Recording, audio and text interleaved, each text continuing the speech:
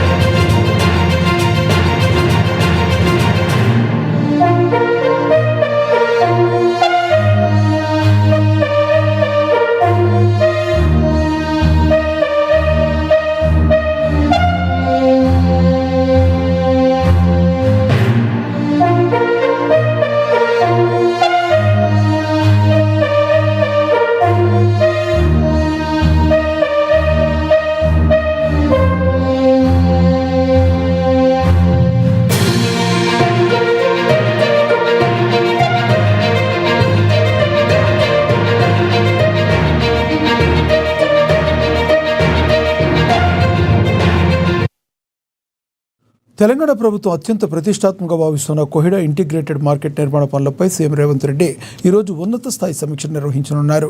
ఈ కీలక సమావేశంలో రాష్ట్ర వ్యవసాయ శాఖ మంత్రి తుమ్మల నాగేశ్వరరావుతో పాటు మార్కెటింగ్ వ్యవసాయ శాఖల ఉన్నతాధికారులు పాల్గొబోతున్నారు.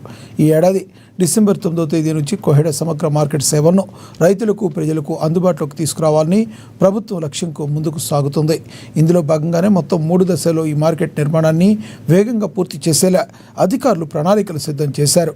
సీఎం రేవంత్ రెడ్డి నిర్వహించబోయే ఈ సమీక్షా సమావేశంలో పనుల పురోగతి, నిధుల విడుదల, కాల పరిమితిపై కీలక ఆదేశాలు జారీ చేసే అవకాశం ఉంది.